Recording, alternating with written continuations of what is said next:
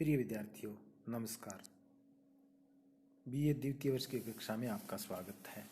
अपन BA द्वितीय वर्ष में द्वितीय प्रश्न पत्र भारतीय राजनीतिक व्यवस्था के बारे में कल से संसद के बारे में पढ़ना शुरू किया। कल संसद के गठन में राज्यसभा के बारे में अध्ययन किया कि राज्यसभा की क्या संरचना है और उनकी शक्तियाँ क्या है। आज अपन लोकसभा के बारे में कुछ सामान्य जानकारी प्राप्त करेंगे।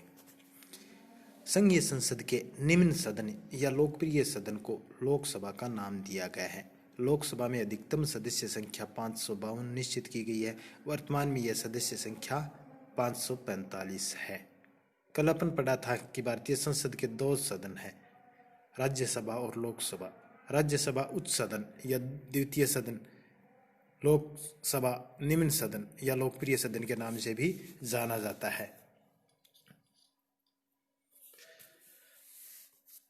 लोकसभा के सदस्यों की संख्या संविधान में उपबंध किया गया है कि अधिकतम 552 हो सकते हैं, लेकिन वर्तमान में 545 सदस्य हैं। इनमें से 543 सदस्य जनता द्वारा प्रत्यक्ष रूप से निर्वाचित होती है और 2 आंग्ल भारतीय समुदाय के सदस्य राष्ट्रपति द्वारा मनोनीत किए जाते हैं।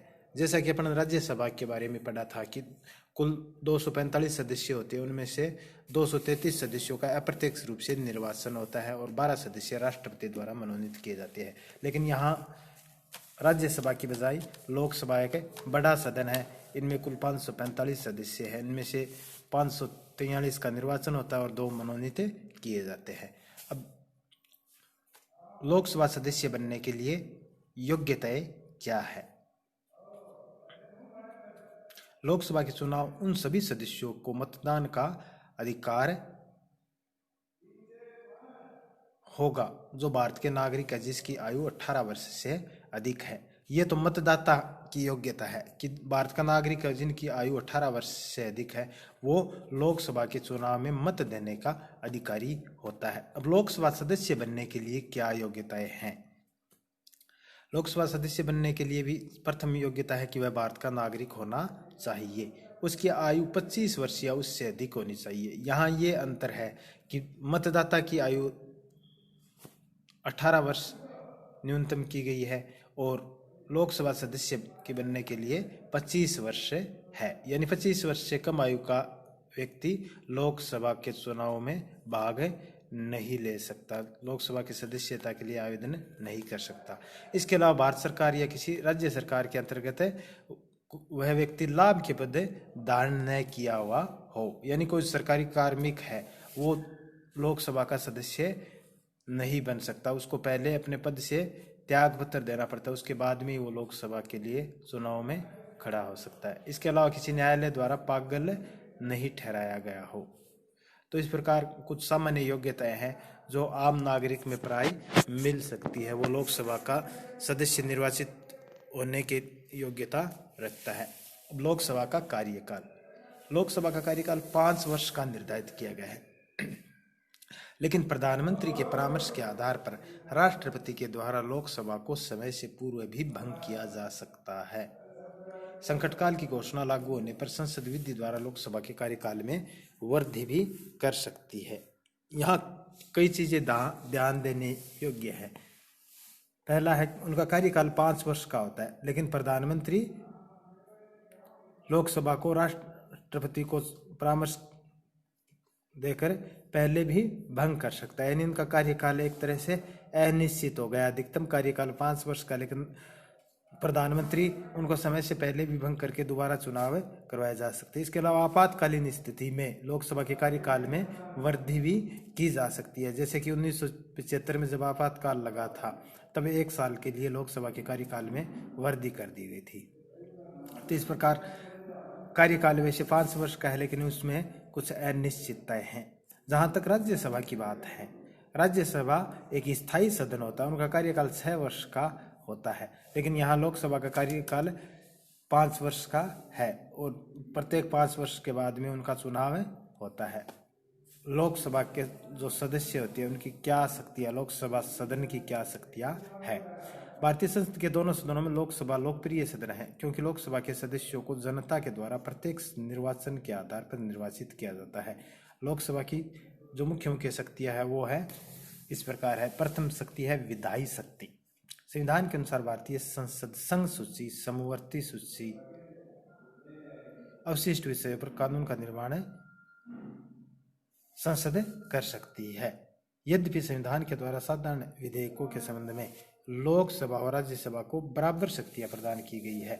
साधारण विधेयक दोनों सदनों में पारित होने पर ही राष्ट्रपति के पास भेजे जाते हैं, लेकिन मतभेद की स्थिति में दोनों सदनों की संयुक्त बैठक का प्रावधान है। अपन कल भी पढ़ चुके हैं राज्यसभा की शक्तियों के बारे में, जब पढ़ा था कि विधायी शक्ति है, दोनों सदनों की शक्तियां बराबर है। कोई भी विधेयक जो साधारण विधेयक वो किसी भी सदन में प्रस्तावित किया जा सकता है और दोनों सदनों द्वारा प्रस्ताव पारित होने के बाद में राष्ट्रपति के पास भेजा जाता है और मतभेद होने की स्थिति में दोनों सदनों की संयुक्त बैठक बुलाई जाती है।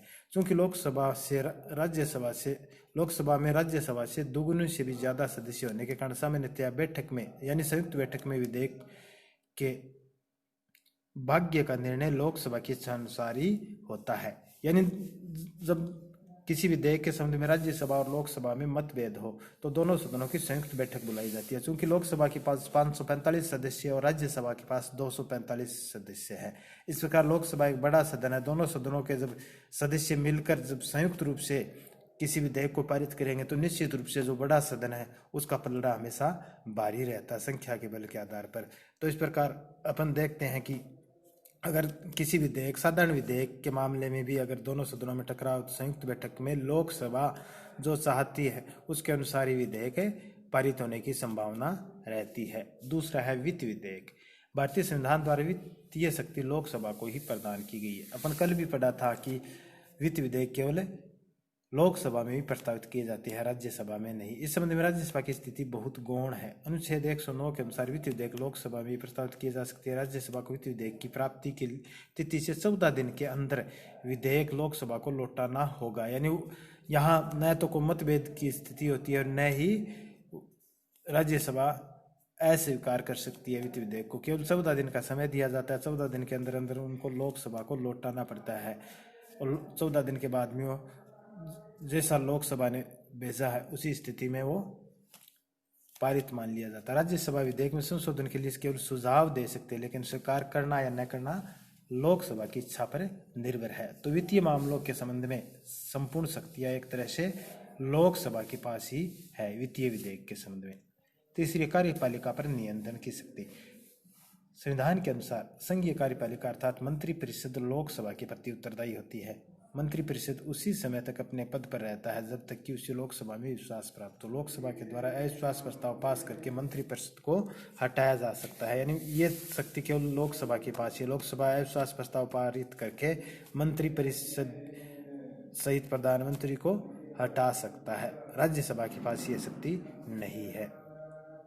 तो कार्यपालिका पर नियंत्रण के संबंध में भी लोकसभा का पलड़ा राज्यसभा की बजाय भारी है। कल अपन पढ़ा था कि पूर्व पर्सन राज्यसभा के सदस्य भी पूछ सकते हैं, लेकिन अंतिम जो निर्णय है मंत्रिपरिषद को हटाने का वो केवल शक्ति लोकसभा के पास ही है।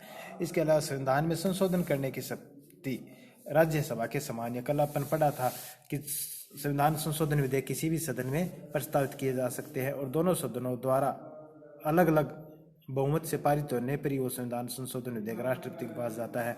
और यहाँ दोनों सदनों के संयुक्त बैठक का भी कोई प्रावधान नहीं है। अगर किसी संविधान संशोधन विधेयक पर राज्यसभा या लोकसभा में कोई मतभेद आपस में है तो वो विधेयक वहीं समाप्त हो जाता है। कोई संयुक्त बैठक का प्रावधान नहीं है। इसके अलावा निर्वाचक मंडल के रूप में भी लोकसभा के सदस्य राज्यसभा के सदस्य के साथ मिलकर करते हैं। राष्ट्रपति का चुनाव, उपराष्ट्रपति के चुनाव में वो एक निर्वाचक मंडल के रूप में भूमिका निभाते हैं, यानी मतदाता के रूप में काम करते हैं।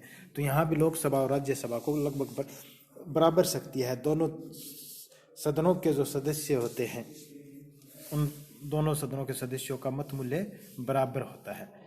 इसके अलावा अन्य कुछ कार्य जैसे राष्ट्रपति पर महाभियोग लगाना, सर्वोच्च न्यायालय उस न्यायालय के न्यायाधीशों के विरुद्ध महाभियोग राज्यसभा के साथ मिलकर पास करती है। यानी यहाँ भी दोनों सदनों की शक्तियाँ बराबर है।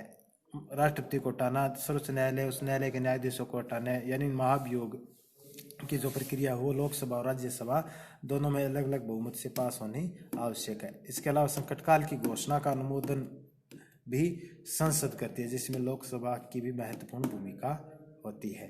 तो इस प्रकार अपन आज लोकसभा की संरचना और शक्तियों के बारे में पढ़ा है। शक्तियां मुख्य रूप से विधायी, वित्तीय, कार्यपालिका पर नियंत्रण की और संविधान संशोधन, निर्वाचक मंडल के रूप में, और इसके अलावा अन्य शक्तियां जो राष्ट्रपति, उच्च न्यायालय और उच्चतम न्यायालय के न्यायाधीशों पर महाभियोग की प्रक्रिया, ये सारी शक्तियां संसद के दोनों सदनों में है। लेकिन लोकसभा का पलड़ा कुछ क्षेत्रों में राज्यसभा से भारी है।